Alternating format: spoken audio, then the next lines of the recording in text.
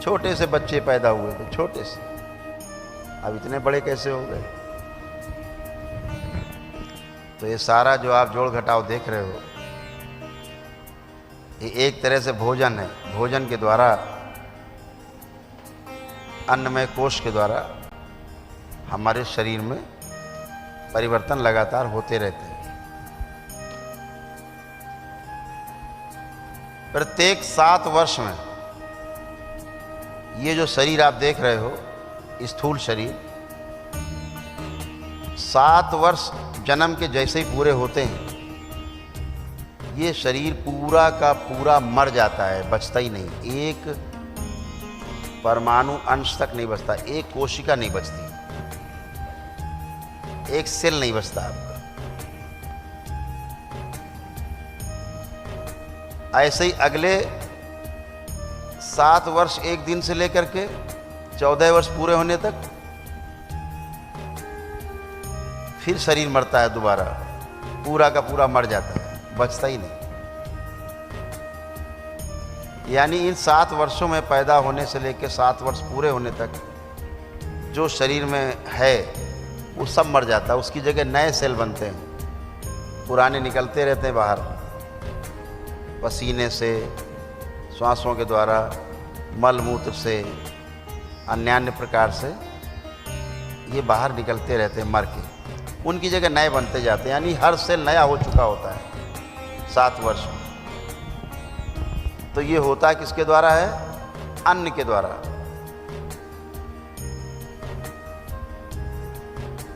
ये जो हो रही है प्रक्रिया, हमको आपको पता भी नहीं लगती कि कब हो गई। इनमें जो प्रक्रिया को तेज करती है कोई चीज, उसका नाम है बुखार।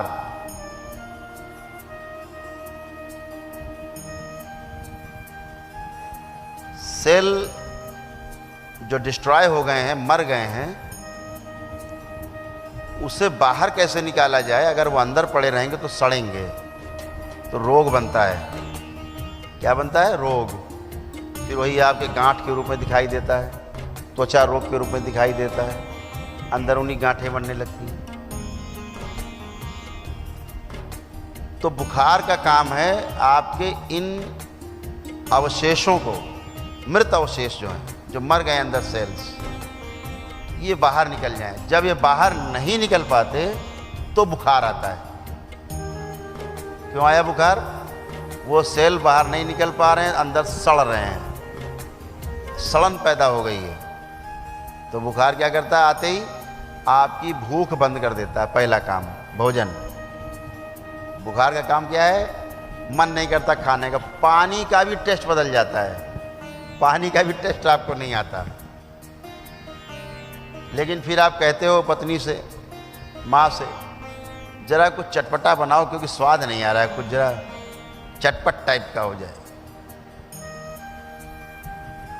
जी मचल रहा है कुछ खाने को, अंदर डिमांड नहीं हो रही है, भूख नहीं है, लेकिन जीभ लपलपा रही है, केवल लपर लपर कर रही जी, कुछ खाने को चटपट हो जाए। रोज आदत पड़ी है। तो आप क्या करते हो? बुखार को और निमंत्रण दे देते हो, भैया बने रहो, तो बुखार फिर नहीं जाएगा। क्योंकि जो एनर्जी शरीर की आपकी बुखार के रूप में शुद्धि के लिए आई है, अंदर जला के भस्म करने के लिए आई है, मारने के लिए आई है गंदगी को, उस एनर्जी को आप दूसरा काम देते हो, भोजन दिया, अब वो एनर्जी उसको पचाने में लग जाएगी। वो शुद्धि के लिए, मान लीजिए आपका आश्रम है, 100 कर्मचारी बुलाए जाएं, भैया आश्रम की सफाई करनी है, ठीक है। अब उन्हें आश्रम की सफाई करने के लिए बुलाए गए और उनसे कहो भैया एक काम करो, सब लोग ज़रा बाहर चलो हमारे साथ और ज़रा खेलेंगे। अब खेलते रहो दिन भर, सफाई कौन करेगा? तो ऐसे ही आप खेलते हो या आप फिर खाते हो कुछ ना कुछ। जानवर को आप देखिए, उसको बुखार आए और आप उसकी सबसे पसंदीदा चीज़ दो, वो मुंह घुमा लेगा, नहीं खाएगा। क्यों नहीं खा रहा है? वो शरीर के रूप में जी रहा है, उसके पास जितनी सूचना है उसकी शरीर के लिए काफ़ी है, और चूंकि उसके अंदर कल्पनाशीलता नहीं है, कर्म स्वतंत्रता नहीं है, वो कर्म स्वतंत्रता ना होने के कारण, कल्पनाशीलता ना होने के कारण वो मौज में नहीं आ पा रहा है कि ऐसा आनंद आएगा, खा के बड़ा मज़ा आएगा, ज़रा हल्दीराम वाली भुजिया लाओ, अंदर अंदर चल रहा है हल्दीराम की भुजिया लाओ, ज़रा कड़ू वाली, कड़वी। ये कल्पना जानवर के अंदर नहीं, बेचारे के अंदर। वो तो सामने जब उसको चीज़ दिख जाती है तब उसको लगता है अरे यार वाह वाह मज़ा आ गया, खाओ, तो उसमें रस लेता है। क्योंकि आहार, निद्रा, भय और प्रजनन ये हर इकाई में है। लेकिन जो कल्पनाशीलता है वो इससे ऊपर की बात है। वो इंद्रियों के द्वारा होता है, वो मनुष्य शरीर में है, ज्ञान इंद्रियों के द्वारा आपके होता है, कर्मेंद्रियों के द्वारा आपके होता है, मन के द्वारा आपके होता है। तो ये वो एक अलग अलग व्यवस्था है। तो क्या करता है बुखार, इसको समझ लेना है आपको, तो आपको सुख मिलेगा, क्योंकि अब आप शरीर को देख पाओगे। तो बुखार का काम क्या है, आपके शरीर का ताप, टेम्परेचर बढ़ा देता है। क्यों बढ़ाया टेम्परेचर? क्योंकि जो अंदर जो बैक्टीरिया है वो आपके शरीर के तापमान में रहने का आदी है।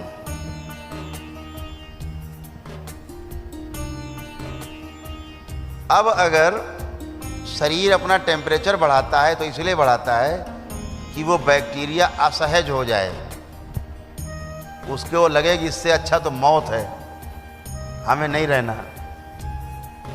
संकल्प इसी को बोलते हैं, हमें भैया नहीं रहना, कहाँ फंस गए, है ना। तो क्या होता है क्रिया, इतना बुखार बढ़ जाता है कि उसी में वो बैक्टीरिया मर जाता है, बर्दाश्त नहीं कर पाता, उस टेम्परेचर को बर्दाश्त नहीं कर पाता शरीर के, जिसमें वो रहने का आदी नहीं है। तो बुखार में इसीलिए गंदगी मर जाती है। एक काम शरीर के रूप में होता है। बुखार का जीवन के रूप में उपयोग देखें तो आप बुखार में जितना ज़्यादा आत्म केंद्रित होते हैं उतना कभी नहीं होते। इतना बढ़िया ध्यान आपका लगेगा बुखार में,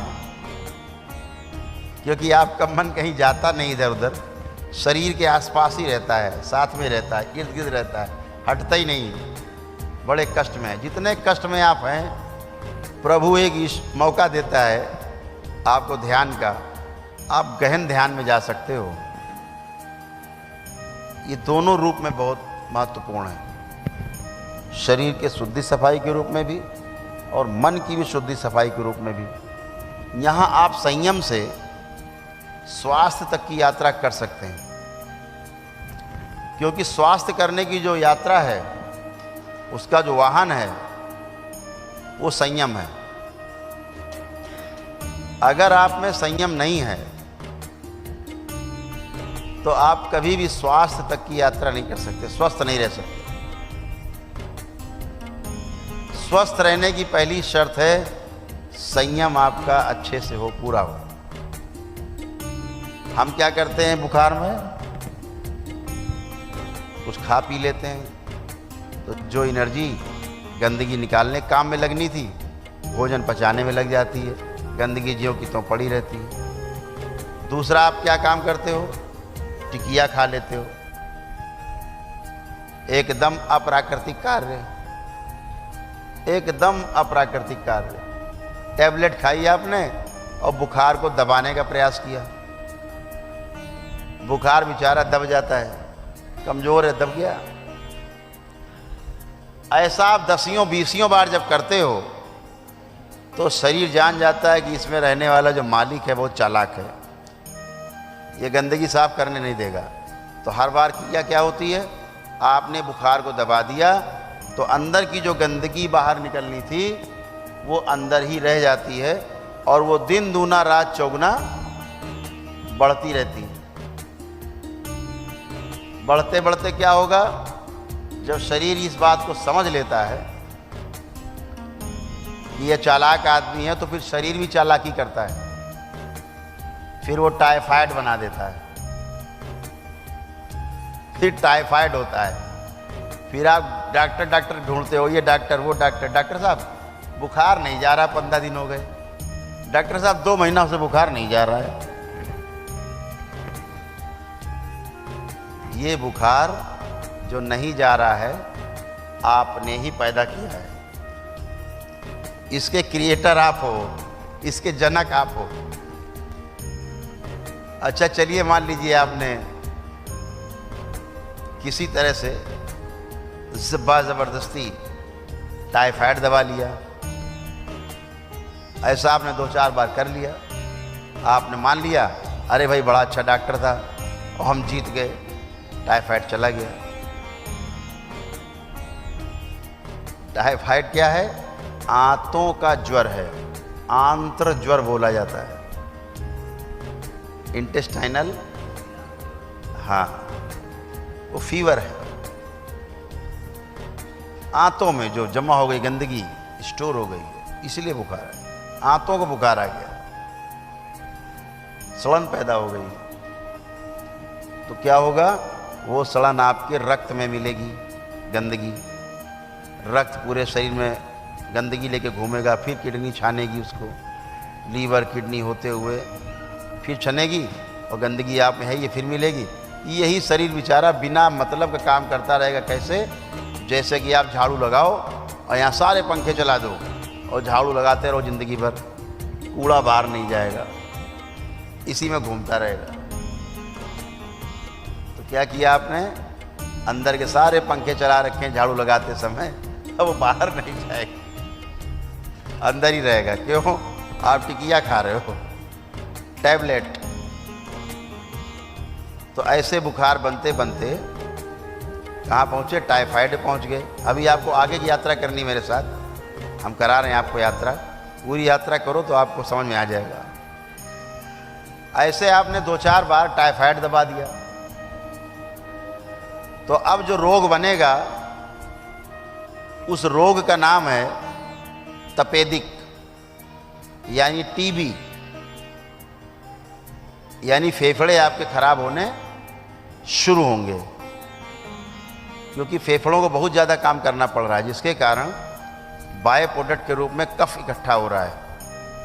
पेट में कब्ज पैदा हो गया बार बार बुखार दबाने के कारण, यानी गंदगी जो बाहर जानी चाहिए थी अंदर पड़ी तो कब्ज हो गया, कब्ज से बुखार बन गया, बुखार से आपको तमाम कफ पैदा हुआ जो ऊपर की ओर चढ़ेगा, आपके हृदय क्षेत्र में जो आपके फेफड़े हैं यहाँ पे कफ जमा होने लगा,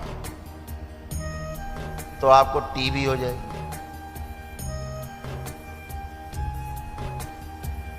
टीबी के बाद भी ध्यान न दिया, फिर आपने टिकिया टैबलेट जारी रखी, तो कैंसर बनेगा। फिर यही कफ जो है मस्तिष्क की ओर यात्रा करता है और पूरा शरीर कफ से आप भर जाते हो, आपका शरीर आच्छादित कर लेता है। उससे क्या होगा, जीवन खतरे में पड़ जाता है, शरीर आपका खतरे में पड़ जाता है। तो जब भी बुखार आए तो आपकी पहली कोशिश अगर ये हो कि आपको एनीमा अगर उपलब्ध हो, एनीमा है ना, जैसे बच्चों के एनीमा लगाते हैं, कोई प्राकृतिक चिकित्सा केंद्र हो, या एक पंप आता है छोटा सा, उसको रखना चाहिए। 25-50 रुपए का, 50 रुपए का मिलता है, 40-50 रुपए का। उसको एक सिरा पानी में रहता है, एक सिरा गुदा द्वार पे पंप कर लिया, 200-300 ml 400 ml पानी गुनगुना करके, हल्का सा नमक डाल के, और सब बाहर। कभी किसी को बुखार आ रहा हो, कैसा बुखार आ रहा हो, आप उसको दिन में 2-3 एनीमा लगवा दो, बुखार भाग जाएगा बगैर दवा के। अभी तो करौली सरकार के दरबार में एनीमा अपने आप ही लग जाता है। बुखार गायब हो जाता है। लेकिन वो जो नकली बुखार है वो तो चला जाता है, लेकिन जो शरीर में गंदगी इकट्ठी हो गई है उसके लिए आपको ये प्रयास करना चाहिए। जैसे एनीमा लगाते, आप कोई डॉक्टर एलोपैथी में आप कभी जाएं और बुखार हो, आप भर्ती हो, आप डॉक्टर से केवल अगर ये कह दो दिन में 2-4 बार कि डॉक्टर साहब एनीमा लगवा दो हमारे पेशेंट को, वो डॉक्टर झल्ला जाएगा आपके ऊपर। क्यों झल्लाएगा? उसे पता है बुखार चला जाएगा, और बुखार गया तो पेशेंट भाग गया। ये भी पता है। वो पता है आपको सलाइन क्यों लगती है यहाँ, वो सलाइन लगा देते हैं, वो टांग देते हैं बोतल, और अंदर आपके ग्लूकोज जाता रहता है। क्यों लगाते पता है? ताकि भाग न जाओ। तो आप लगे हो तो आप पड़े हो, और आपको भ्रम रहता है कि चिकित्सा हो रही है। वही क्या चिकित्सा हो रही है? हम आपको पानी पिला रहे हैं, कोई चिकित्सा है? कहीं पर उसका सदुपयोग है, ऐसा नहीं कि बेकार है, लेकिन उसका दुरुपयोग खूब हो रहा है। सर्जरी के अपने सदुपयोग हैं, सर्जरी का अपना लाभ है। जहाँ पर शरीर भारी खतरे में होता है और सर्जरी की आवश्यकता होती है, तो दरबार आपको सलाह देता है कि सर्जरी जरूर करानी चाहिए। लेकिन जहाँ सर्जरी की आवश्यकता ही नहीं है, दरबार देख रहा है कि यहाँ सर्जरी नहीं होनी है, तो वहाँ नहीं होनी चाहिए।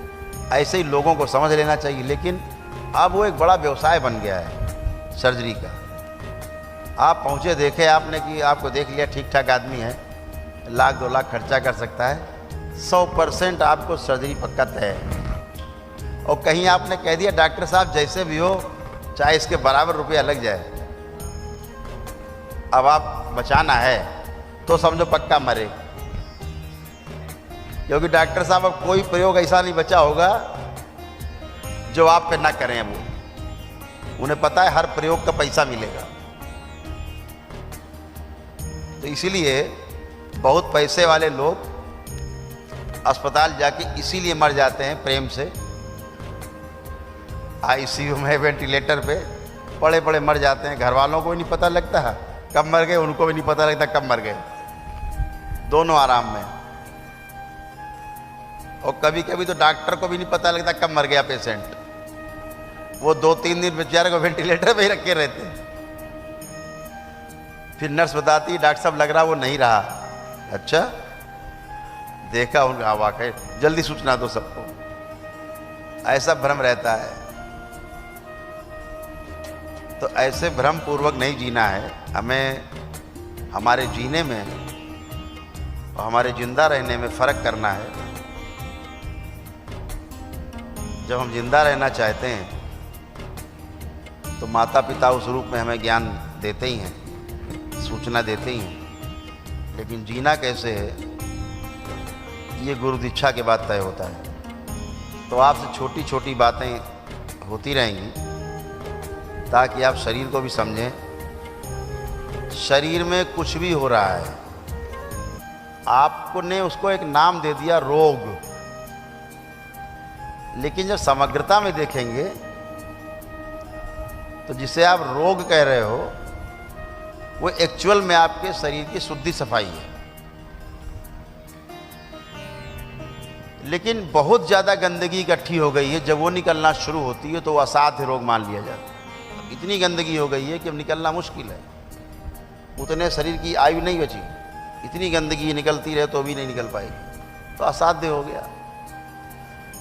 तो रोगों को इस अर्थ में लेना है कि हमारे शरीर में कोई गड़बड़ी भोजन से हो रही है। जो भी शरीर आपका बना है ना, ये भोजन से ही बना है।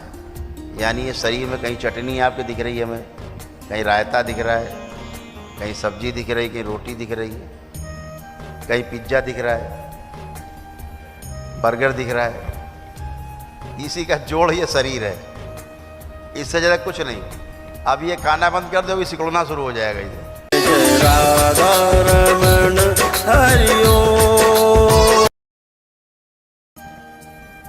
अभी आप लोग जो दीक्षा ले रहे हैं, ये दीक्षा परम पूजनी बाबा जी की ओर से होती है।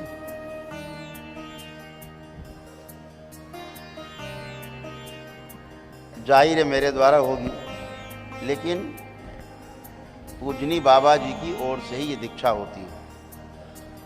वही पूर्ण गुरु हैं और उन्हीं की ओर से दीक्षा है। हम तो निमित्त हैं, आपके जैसे हैं, बीच में मजबूरी बैठना है।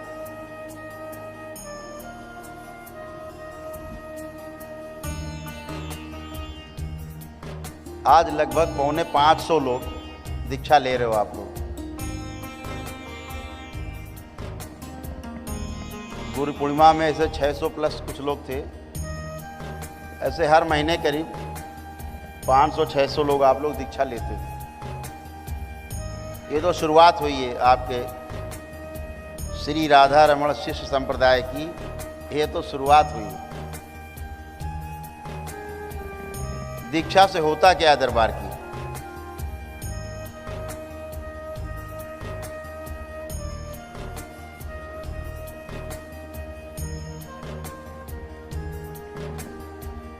और दीक्षा क्यों आवश्यक क्यों है?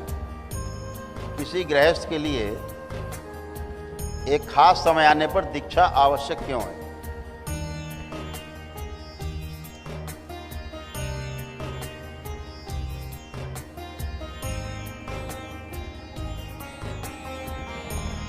मनुष्य का शरीर,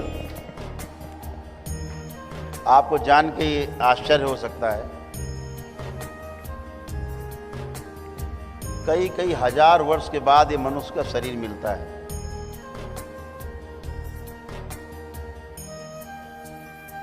मुक्तियां ना हो पाने के कारण कई कई हजार वर्ष तक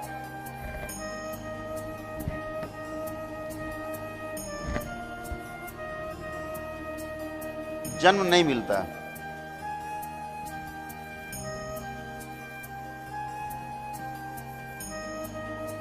जिन्हें आप देवी देवता कहते हो, जिनकी आप पूजा करते हो, पूजा का अर्थ है हम जिसकी पूजा कर रहे हैं उसके प्रति श्रद्धा है, यानी वो हमारा रोल मॉडल है और हम उसके जैसा होना चाहते हैं। हम जिसके जैसा होना चाहते हैं हम उसी शक्ति की उपासना करते हैं। अगर आप अखाड़े में कुश्ती लड़ते रहे तो आप हनुमान जी की आप उपासना करते हो, हनुमान जी की पूजा करते हो। वहाँ सरस्वती माता की पूजा आप नहीं करते। अखाड़े में आप लक्ष्मी माता की पूजा नहीं करते। फिर जहाँ आप व्यापार करते हैं वहाँ लक्ष्मी माता की पूजा करते हैं। श्री गणेश लक्ष्मी रिद्धि सिद्धि। और गणेश जी तो बेचारे इसलिए हैं कि वो प्रथम पूज्य हैं, इसलिए पहली पूजा गणेश जी की होती, बाद में लक्ष्मी। गणेश इसलिए साथ में लक्ष्मी जी के हैं कि गणेश जी बुद्धि के, सद्बुद्धि के परिचायक के, सद्बुद्धि देने के देवता हैं। आपको सद्बुद्धि मिले इसलिए गणेश जी हैं। अभी गणेश जी के अर्थ को आप जानोगे। जो लोग दीक्षा